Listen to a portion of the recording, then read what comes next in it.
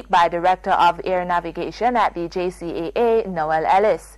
He was addressing a JIS think tank session. In 2001, we entered into a modernization program of our equipment that included installation of 3 new radar systems, primary and secondary radar,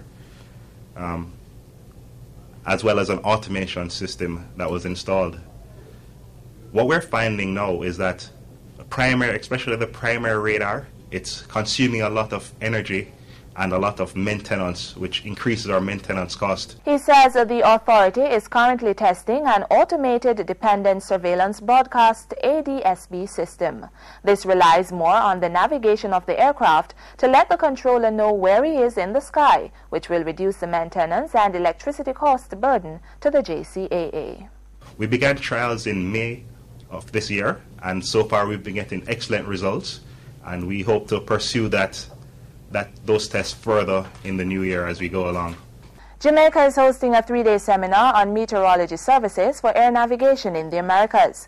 The workshop is a joint effort of the International Civil Aviation Organization, the ICAO, the World Meteorological Organization, and the JCAA. It opened at the Iberostar Hotel in Montego Bay on Wednesday of this week and wraps up tomorrow. The authorities need to place a greater emphasis on enforcing consumer protection legislation. This was stressed recently by Minister of State in the Ministry of Industry, Investment and Commerce, Michael Stern. He says the findings of the Consumer Affairs Commission, CAC's survey reports are proof that consumers are too vulnerable to be swindled out of their money.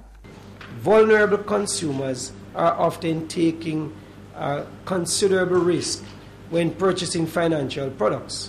Even well-informed consumers have problems understanding the consequences of signing up for loans or investments.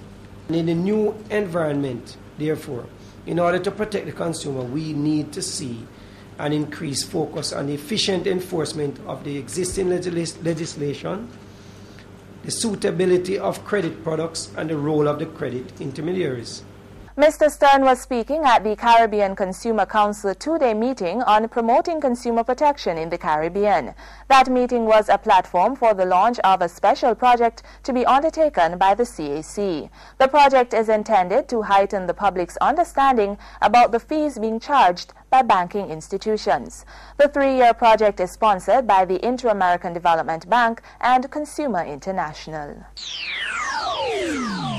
A policy document is to be drafted by the Caribbean Telecommunications Union, CTU, to help regional countries drive development through the use of ICT. The policy will result from the CTU's Caribbean ICT Roadshow that's now in progress. The roadshow runs from August 20, 2009 to October 2010, making stops in 20 Caribbean countries. It culminates in October 2010 with an ICT symposium. We are gathering perspectives from ICT stakeholders, and culminating with that symposium in October of 2010, we will be presenting our findings. Those findings then go back into the decision-making and policy-making machinery of the CTU and other CARICOM organizations to help better inform regulation, to help better shape policy in the region. The Jamaican leg of the ICT Roadshow culminates with a 3-day session at the Jamaica Pegasus Hotel from February 10 to 12 next year.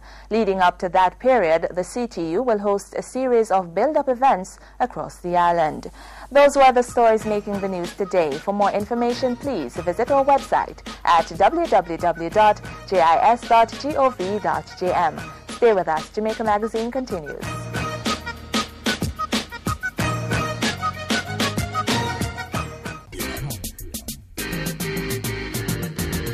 Stand up and get in the race. I can become the master of my destiny. Step up your stride, make we work like a harder. Do it like Veronica, more than a suffer. We can rise above the challenges and shine. Was with passion in your heart. Make a plan and stop all the idling. You think that's so? We reach a the aging. I can, you can. Like our Olympians, every Jamaican can. Thanks for staying with us. We now join host Ian Boyne and our guest on today's edition of Issues and Answers.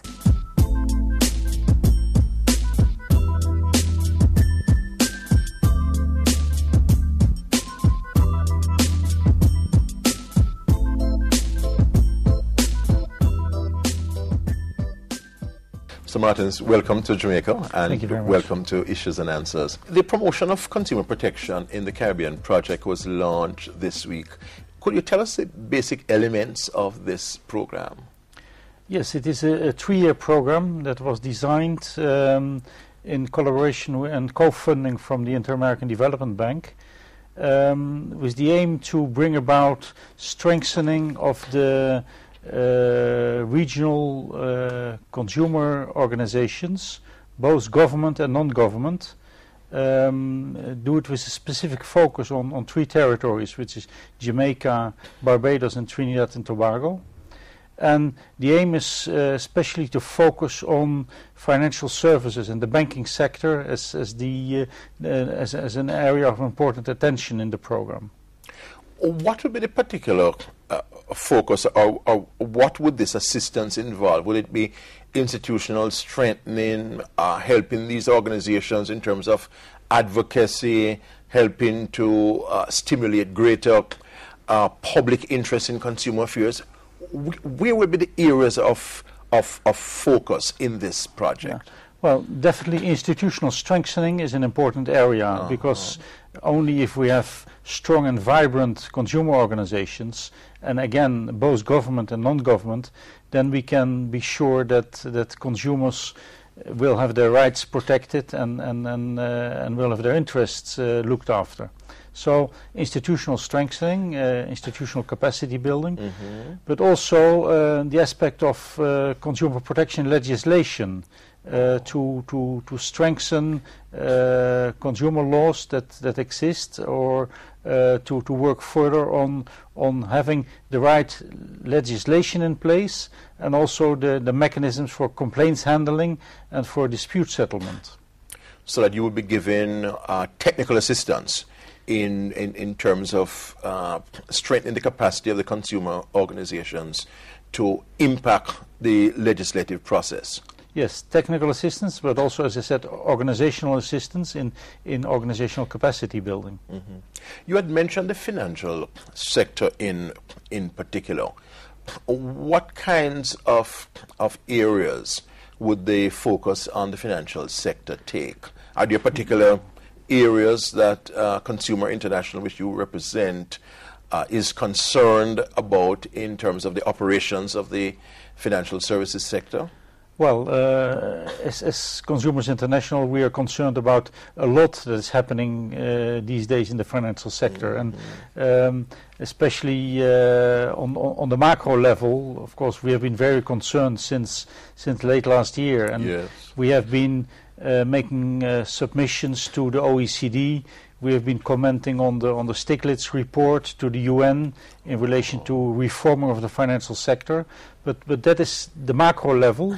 Now, this project, of course, in the Caribbean context, will not focus so much on those aspects, but more on the link between the service providers, the banks, and the customer, and the fact that it is important that banks should be transparent in the fees that they're charging. They should be transparent in the small print in the contracts, that people know what they're signing up to, and so that people can be very much aware of what the relation with the bank will mean for them. And this is particularly interesting because every year on the 15th of March there's World Consumer Rights Day. Yes. Now 15th of March 2010 will be focusing on financial services. So this project is in the context of that event, in which there will be a global cry for a global rally for accountability, for transparency, and people under the title "Our Money, Our Rights."